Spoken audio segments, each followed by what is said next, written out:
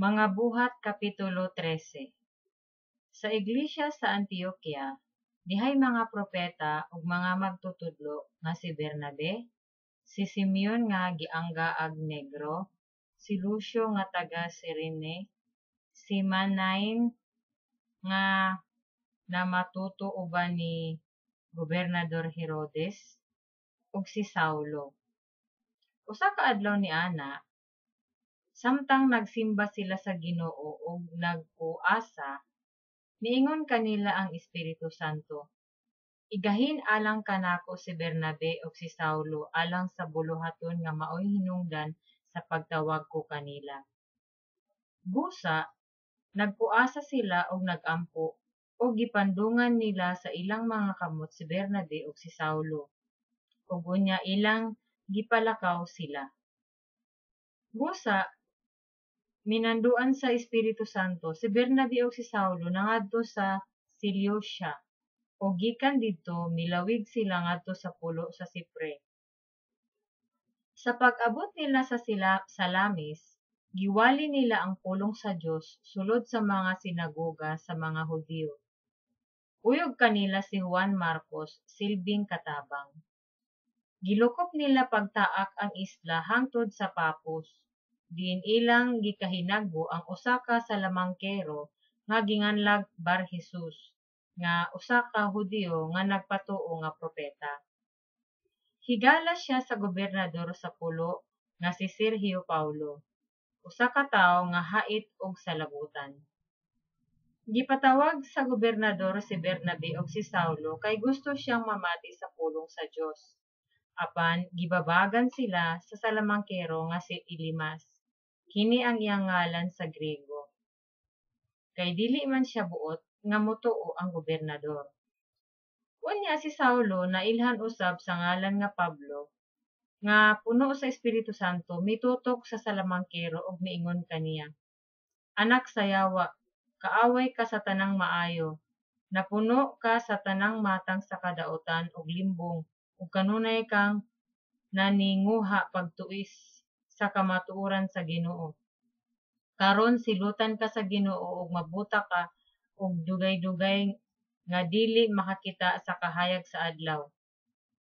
Ug diha-diha namatngunan ni Elimas nga mingit-ngit ang iyang pananaw ug nangarap-karap siya sa pagpangitag makaaga kaniya. Ang gobernador nakabig sa dihang nakita niya ang nahitabo ug nahibulong siya pag-ayo sa pagtulun-an mahitungod sa Ginoo. Si Pablo ug ang iyang mga kauban milawig gikan sa Papos ug miabot sa Perga sa kayutaan sa Pampilya. Apan si Juan Marcos mibulag kanila didto ug mibalik sa Jerusalem. Apan sa Perga miadto sila sa Antioquia. Gikan sa Perga miadto sila sa Antioquia, sa Pisidia ug sa adlawng igpapahulay misulod sila sa sinagoga ug milingkod didto. Human sa pagbasa sa usa ka bahin sa balaod ni Moises ug sa sinulat sa mga propeta, gipasuguan sila sa mga kadaguan sa sinagoga nga nagingon, "Mga igsuon, kung aduna kamoy mensahe nga makadasig niining mga tawo, mahimong isulti ninyo karon." Mitindog si Pablo, misinyas pinaagi sa iyang kamot ug miingon, "Katawhang Israelinhon ug tanang dili Hudiyo nga nagtuo sa Dios, pamati kamo. Ang Dios niining nasod sa Israel nagpili sa atong mga katigulangan ug naghimo kanila nga mauswagon sa nagpuyo pa sila ingon nga mga langyaw sa yuta sa Ehipto. Pinaagi sa iyang dakong gahom, ang Dios nagpagawas kanila gikan sa Ehipto ug sulod sa 40 ka tuig siya nagatiman kanila didto sa kamingawan. Gilaglag niya ang 7 ka nasod sa yuta sa Kanaan ug gihatag kini kanila ug gipanag-iya nila kini sulod sa mga 450 ka tuig. Human niini, gihatagan niya silag mga maghuhukom hangtod sa panahon ni Propeta Samuel. Ug sa diha nga nangayo silag hari, gihatag sa Dios kanila si Saulo, ang anak ni Kis, sa banay ni Benjamin aron maoy maghari kanila sulod sa 40 ka tuig. Sa dihang gipapahawa siya sa trono, si David gihimo sa Dios nga ilang hari. Kini ang giingon sa Dios mahitungod kaniya. Nakita ko nga si David ang anak ni Jesse, usa ka tawo nga nakapahimuot kanako ug mubuhat sa tanan nga isugo ko kaniya. Gikan sa kaliwatan ni David, gipili sa Dios si Jesus aron magluwas sa katawhan sa Israel sumala sa iyang gisaan. Sa wala pa moanhi si Jesus, nagwali si Juan ngadto sa tanang mga tawo sa Israel nga kinahanglang maghinulsol sila og magpabunyag. Ug sa hapit na mamatay si Juan, miingon siya sa katawhan, "Kinsa ba ako sa inyong hunahuna? Dili ako ang inyong gipaabot. Apan sunod kanako, may muanhi ug dili ako tapos bisan gani sa paghubo sa iyang sandalyas." Mga igsuon nga kaliwat ni Abraham ug kamong tanan dili Hudiyo nga nagtuo sa Dios. Kita mao ang gipadad-an niining mensahe sa kaluwasan. Kay ang mga tawo sa Jerusalem ug sa ilang mga pangulo wala mahibalo nga siya mao ang manluluwas ug wala nila masabti ang mga pulong sa mga propeta nga gibasa matag adlawng ipapahulay.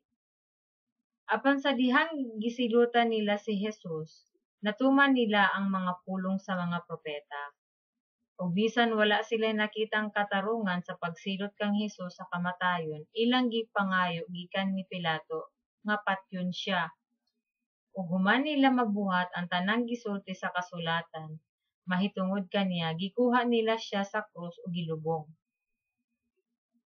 Apan gibanhaw siya sa Dios. Ug sulod sa daghang mga adlaw, nagpakita siya niadtong miuban kaniya gikan sa Galilea ngadto sa Jerusalem. Sila karon mao ang iyang mga saksi ngadto sa katawhan. Ug mianhi kami aron pagdala kaninyo sa maayong balita nga ang gisaad sa Dios ngadto sa atong katigulangan gibuhat sa Dios alang kanato aron ang ilang mga kaliwat pinaagi sa pagbanhaw kang Hesus. Sumala sa nasulat usab sa ikaduhang salmo, "Ikaw ang akong anak, karong adlawa mahimo ako nga imong amahan." Mao kini ang giingon sa Dios mahitungod sa kamatuoran sa iyang pagbanhaw kang Hesus ug sa kamatuoran nga si Hesus wala madunot sa lubnganan. Ihatag ko kanimo ang balaan ug kasaligang panalangin nga akong gisaad kang David. Sumala usab sa iyang giingon sa laing bahin sa kasulatan, "Dili mo itugot nga madunot sa lubnganan ang imong balaang sulugoon." Kay sa iyang panahon, nagtuman si David sa gisugo sa Dios, ug unya namatay og gilubong tupad sa iyang katigulangan ug nadunot. Apan ang gibanaw sa Dios wala madunot. Busa mga igsuon ko, angay kamong masayod nga pinaagi kang Hesus, gisangyaw diha kaninyo ang kapasayloan sa mga sala. Og hibaluin ninyo nga ang tanan nga nagtuo kaniya naluwas sa tanang mga sala. Butang nga dili mahimo sa balaod ni Moises. Busa, pagmatngon kamo, aron dili mahitabo kaninyo ang giingon sa mga propeta. Mga mayubiton, katingala og pangamatay kamo. Kay aduna ako'y gibuhat sa inyong panahon nga dili gayud ninyo tuohan, bisan kun adunay mosugilon niini kaninyo. Sa pagpanggula na ni Pablo ug ni Bernabe sa sinagoga, gidapit sila sa mga tawo sa pagbalik sa sunod adlawng ipapahulay, aron saysayan pa sila niining mga butanga. Ug sa natapos na ang tigom sa sinagoga, daghang mga Hudiyo ug mga dili Hudiyo nga nakabig ngadto sa tinuohan sa mga Hudiyo ang misunod kang Pablo ug kang Bernabe. Gimaymayan nila ang mga tao ug gidasig sa pagpabilin diha sa grasya sa Dios. Sa pagkasunod adlawng ipapahulay, hapit na ang tanang tao sa lungsod miadto aron sa pagpamati sa pulong sa Ginoo. Sa pagkakita sa mga Hudiyo sa daghang mga tao, nangasina sila ug misupak sa gisulti ni Pablo ug ilang gipakaulawan siya. Apan midugang hinuon ang kaisog ni Pablo og ni Bernabe og miingon sila. Kinahanglan nga kamo unta ang unang suginlan sa pulong sa Dios apan kay gisalikway man ninyo kini ug naghukom kamo sa inyong kaugalingon nga dili takos sa kinabuhing dayon biyaan kamo namo ug mangadto kami sa mga dili Hudiyo. Kay kini ang gisugo kanamo sa Dios. Gibutang ko ikaw sa kahayag alang sa mga dili Hudiyo aron pinaagi kanimo ang kaluwasan moabot hangtod sa kinatumyan sa kalibutan. Sa pagkadungog niini sa mga dili Hudiyo nalipay sila ug gidayeg nila ang mensahe sa Ginoo ug kadtong gipili alang sa kinabuhing dayon nahimong magtotoo. Ug ang pulong sa Ginoo mikaylap sa tanang dapit niadtong yutaa. Apan gihulhugan sa mga Hudiyo ang tinamod nga mga babaeng relihiyoso ug ang mga kadaguan sa syudad aron lutuson nila si Pablo ug si Bernabe ug hinginlan gikan sa ilang dapit. Gitaktak ni Pablo ug ni Bernabe ang abog sa ilang mga tiil batok kanila ug nipadayon sila sa Ikonyo. Ug nalipay pag-ayo ang mga tinun-an ug napuno sa Espiritu Santo. Mga Buhat Kapitulo 13.